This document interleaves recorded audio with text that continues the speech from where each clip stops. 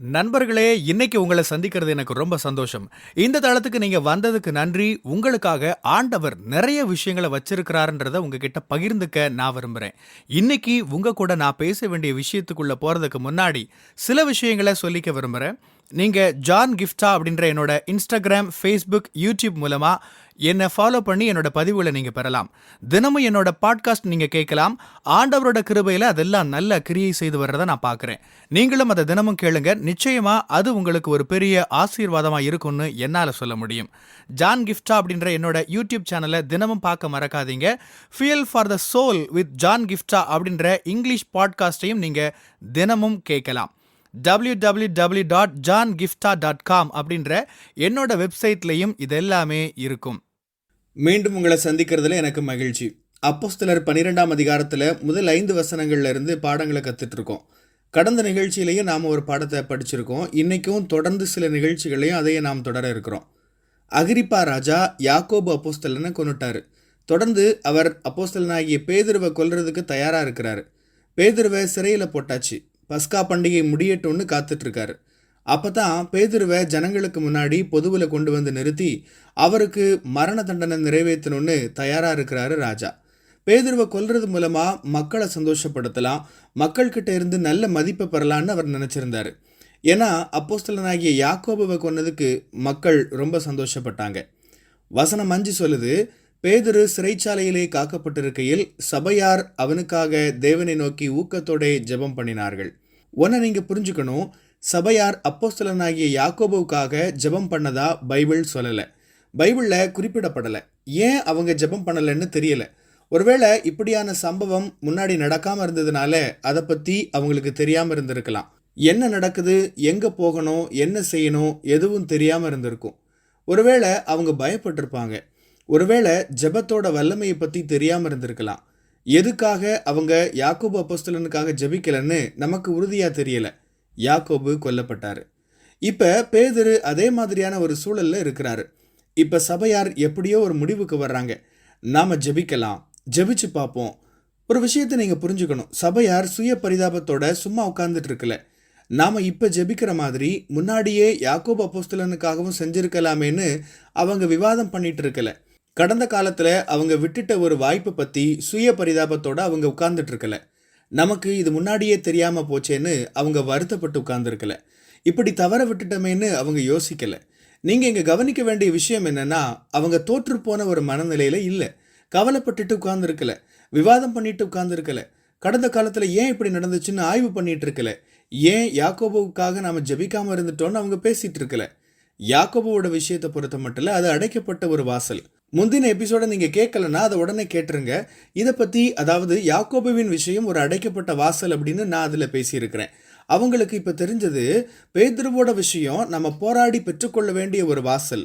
ஆண்டவரை தேடி அவர் இயற்கைக்கு அப்பாற்பட்ட ஒரு அற்புதம் செய்ய வேண்டி ஜெபிக்கலான்னு அவங்க புரிஞ்சுக்கிட்டாங்க. அவங்க கடந்த காலத்தில் மூழ்கி போயிருக்கல, தவற விட்டதில் மூழ்கி போயிடலை, நடக்காத ஒரு விஷயத்தில் பின்தங்கி போயிடலை, கடந்த காலத்தில் நடந்த விஷயங்களில் மூழ்கி போயிருக்கலை. அப்போ அந்த தருணத்தில் அவங்க முன்னாடி இருக்கிறத பற்றி மட்டுமே யோசிச்சாங்க. பேதுரு இப்போ காப்பாற்றப்படணும், அதுக்கு நாம் முயற்சி பண்ணுவோம், இப்போவே ஆரம்பிப்போம், இப்போவே ஊக்கமாக ஜெபிப்போம் அப்படின்னு அவங்க முடிவு பண்ணாங்க. இது உங்களுக்கான வார்த்தை. நடக்காத விஷயங்களில் மூழ்கி போயிருக்கிறத நிறுத்துங்க. என்ன செய்யணும் அப்படின்னு உங்களுக்கு தெரியாமல் இருந்ததுனால நீங்கள் செய்யாமல் விட்ட விஷயங்களை குறித்து நீங்கள் கவலைப்பட்டுட்டு இருக்க வேண்டியதில்லை.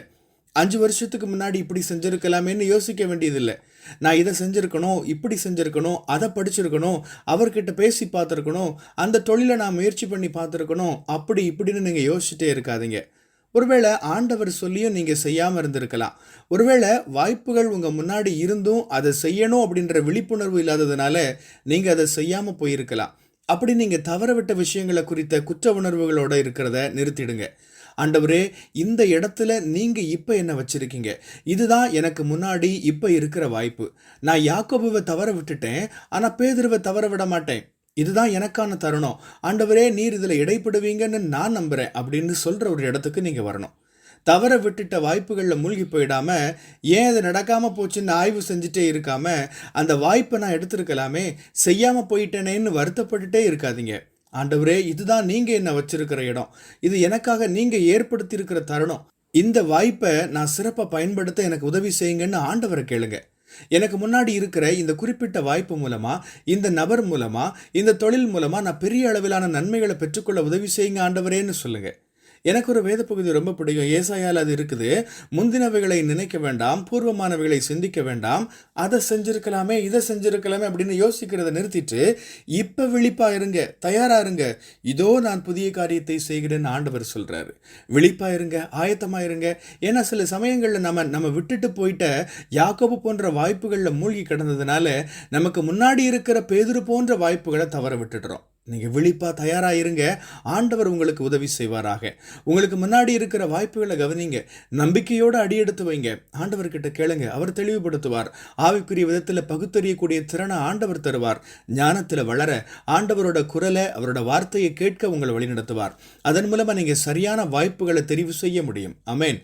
கர்த்தர் உங்களை ஆசீர்வதிப்பாராக. பிரியமானவங்களே, இந்த செய்தி மூலமா நீங்க உற்சாகம் அடைஞ்சிருப்பீங்க, ஆசீர்வதிக்கப்பட்டிருப்பீங்கன்னு விசுவாசிக்கிறேன். திரும்பவும் ஞாபகப்படுத்துறேன், நீங்க ஜான் கிஃப்டா அப்படின்ற என்னோட இன்ஸ்டாகிராம், ஃபேஸ்புக், யூடியூப் மூலமா என்னை ஃபாலோ பண்ணி என்னோட பதிவுகளை பெறலாம். ஜான் கிஃப்டா அப்படின்ற என்னோட யூடியூப் சேனலை தினமும் பார்க்க மறக்காதீங்க. Fuel for the soul with John கிஃப்டா அப்படின்ற இங்கிலீஷ் பாட்காஸ்ட்டையும் நீங்கள் தினமும் கேட்கலாம். பாட்காஸ்ட் எபிசோடுக்கு நீங்கள் உங்களோட ரேட்டிங், ரிவ்யூ கொடுத்து ஷேர் பண்ண மறக்காதீங்க. www.johngiftha.com அப்படின்ற என்னோட வெப்சைட்லேயும் இது எல்லாமே இருக்கும். இந்த ஊழியத்தால் நீங்கள் ஆசீர்வதிக்கப்பட்டிருந்து மற்றவங்களுக்கும் இதே ஆசீர்வாதம் சேரணும்னு விரும்பினா, நீங்களும் எங்க கூட சேர்ந்து ஆண்டவரோட ராஜ்யத்தை கட்டுற இந்த பணியை உங்களோட நிதி ஆதரவு மூலமாகவும் தாங்கலாம்.